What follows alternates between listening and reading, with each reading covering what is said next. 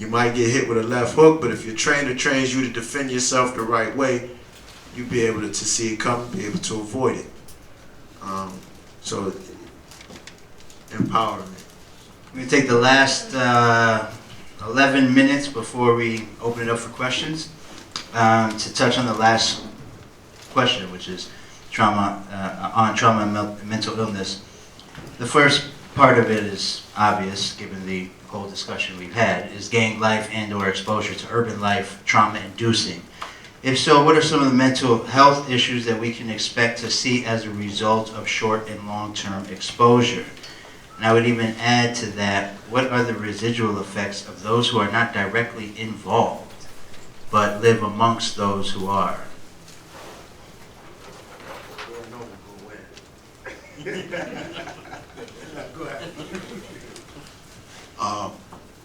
Well, when you talk about living under the canopy of trauma and the residual effects of it, you don't necessarily even have to be traumatized if you live in a community that's under that canopy.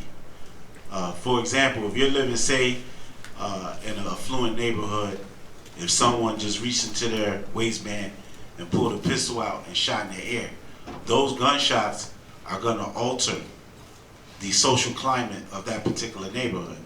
No one has to get hit. It's just the threat of. So now I'm going to go back to something I touched on earlier. Over 300 homicides in the city of Syracuse since 1996. How many we at now? 343. 343. It says that one homicide affects 6 people in the immediate household. Now, when you're dealing with African American culture in particular, that's going to spread out, right? You're not even talking about cousins. You start talking about neighborhood stuff. So you're talking in a 10 to 20 block radius, you have over almost 20,000 people living under the canopy of trauma with no grief counseling, no grief and loss, no trauma. They're not informed about trauma, don't necessarily know what it is, don't know how it affects you, none of the above. So you could write a grant, you could pour as much money you want to in these situations, it's not going to work. Even the people who are trying to help are traumatized. Right. You cannot tell me that when you work with young people like we do, and you go sit in that funeral, Yes. because you see all the promise, all the conversations flash before your face, all the going out to eat, all the social activities, gone.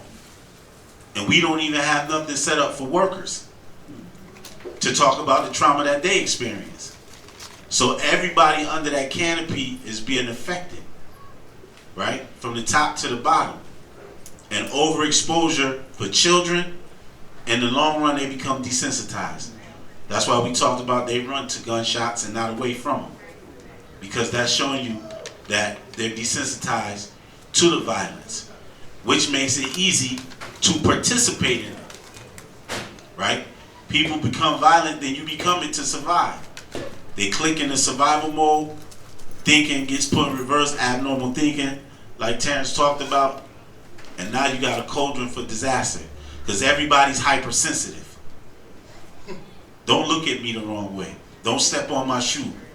Don't offend my girlfriend. Don't say nothing to my baby daddy. The whole gamut, everybody's hypersensitive. And all it takes is one bad conversation, and it can lead to death. They're going to go from 0 to 100. Not that they're bad people. It's just that the trauma they're experiencing has been going untreated. Then you talk about identity. When you talk about not knowing who you are is traumatizing. Poverty is traumatizing. Lack of economics is traumatizing. So you have a whole culture historically that comes from that up to 2013 that had no services available to them at all. And what you think is going to produce? A sick society. And in that sick society, gangs are abnormalities because of the sicknesses. You got to be a cold person, because they'll shoot you and go to McDonald's and order something to eat.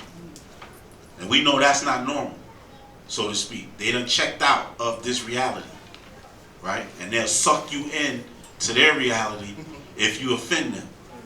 And that's why some of us don't necessarily want to deal, and we're not successful with dealing with young people, because we have issues, unresolved issues of our own as adults. So when we hear their stories, it brings up the trauma in us. So you start half helping them, right? Because you don't want to admit that you have a problem. You be more tore up than the young people, right? I'm telling you, a good cry won't hurt and cry together. A good cry won't hurt.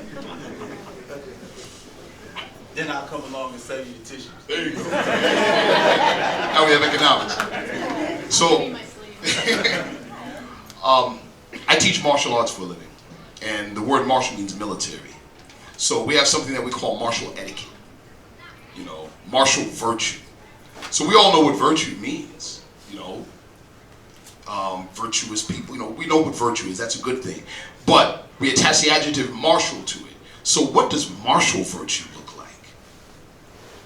What does military bearing look like? Who's been in the military? Anybody been in the military? Okay.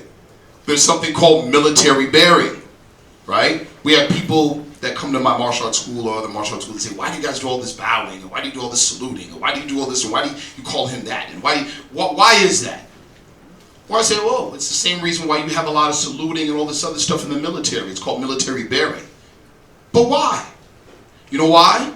Because if there's an issue or a conflict in the military, nobody plays rock, paper, scissors. You get your top popped off. That's what happens. That's the reality. And everyone knows it. So that's why there's a lot of bowing and scraping. And that's why there's a lot of title calling. And they're very strict about it. What do we call that? What's our military bearing in the hood? Hood rules. Hood etiquette. We can all be standing on the corner. We've done it many times where we're taught to, we're not involved. But let a car drive slow with the window cracked. The conversation gets silent. Everybody watches the vehicle. We start looking for escape routes. I'm seeing a whole bunch of heads doing like this, like, yo, I know exactly what you're talking about. But that's not a reality to other people. But this is normal for many of us. Why? It's only normal in what? Wartime activity. Wartime environment. What's the professional term for this? Hypervigilance. When you got Vietnam vets that come home and they see a paper bag sitting on the side, on the corner, and they're like, why? Because there were grenades in there, in his mind. You make too loud a noise around him and he elbows you in the face. There's nothing wrong with him. I mean, he's a good person. But his conditions that he's grown accustomed to mandate certain types of activity to ensure his survival. And he will make, as the brother just said, he will make his reality yours if you're in proximity. So that's what I want to say in short, hypervigilance. That's one of the things that we can see and that we do see, we just don't call it that. As caregivers, I think that we're reactive rather than proactive. If someone walks into the emergency room with a gunshot wound, we're going to treat them. If we can see it, we're going to treat it. But if we can't see it, if that trauma is there, embodied within those persons, so mind and soul and physical body, we're not going to treat it until we can see it. So it creates this cycle where we're not dealing with mental health issues. We're not identifying this as a mental health issue, and we're only kind of putting band-aids on the physical wounds that are there because it's a taboo subject. We don't talk about what's about mental health issues. I also think with the mental health issues in the street life, it's also, we gotta take our part as social workers and youth workers to just take time and try to talk to the youth. I know when I was at Danforth last year, I would sit down and the ones that were at the edge of gang members, you know, at that young age or starting to hit and getting in a lot of trouble, I would sit down and just start talking to them. And then when they know you actually really care for them, that's when they start actually making a little bit of a change, when they see somebody else outside of their family cares for them, someone inside of a different atmosphere, as some of us are social workers, school workers in here, actually care for them. I think that helps start to make a little bit of a change, is that, and showing them in the community, which I love what Noah said on there, it's a community starts taking part in raising each other's kids. That's where the real change comes in, because we don't want to deal with a mental trauma issue over the years and years, especially with this new drug, water, and with that is, it's causing mental issues over the years, because it actually is one of the only drugs that can affect the brain permanently and cause schizophrenia and other things of that nature later on in life. So we're going to be dealing with all sorts of mental health issues down the road. So my own belief is just getting at them at that young age and showing that you really care for them, talking to them, and being a community for them and help raise each other as a community would be my only aspect for the mental health aspect. Thank you. If I'm not mistaken, you want to know symptoms, effects, what it looked like, and the sort. One of the special areas that I've taken specialty to is trauma-informed care. And I've learned a lot. And also, one of the key things that makes trauma-informed care an exception to a lot of rules of how people think is that it looks at the solution from the perspective of the survivor. All right, so it's survivor driven. And you know, for a lot of people, a lot of agencies, a lot of professionals, that's a hard pill to swallow, because you have to be humble and listen to those who survived traumatic experiences. All right, some of the effects we talked about. You got broken family structures. You have drug use, high levels of paranoia, neuroticism, anxiety, eating disorders,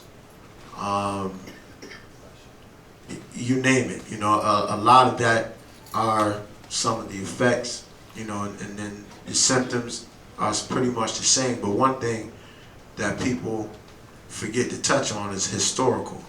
And a lot of people say, well, history don't matter. Really? So when you go to court, they pull your criminal history. You go to the doctor, they ask you, do you have a family history of these things? Okay? So now, that's a perspective, that's something we have to apply to our profession when you're dealing with people. What is their history? Or often the question, the huge question for trauma is what happened to you. All right? But now you get into, you have a culture where abnormalities and trauma is the norm, which is unfortunate. But the dehumanizing treatment of a people throughout history is traumatizing. And especially when that history becomes ignored. You're telling that people they're irrelevant. In fact, they're not even a people. So now this is infused throughout society and is reflected in the institutions. And then you have people that come from different values in these institutions that want to instill their values upon another people, ignoring their cultural values and who they are. So now this whole thread of dehumanization is running rampant, and it's been running since cultural encounters. All right, so we have to touch upon those type of things, and that those are issues that need to be addressed. But just getting back to the basics of where we are today, it's just moving organizations towards being more culturally competent and dealing with the populations that they're dealing with, no matter what community they're in, and moving organizations being more trauma-informed, which results in a whole organizational shift in policies and training, and that's training from the top down, and everyone in your agency, your organization, that's going to have contact with the population that you serve. And trauma-informed care is pretty much where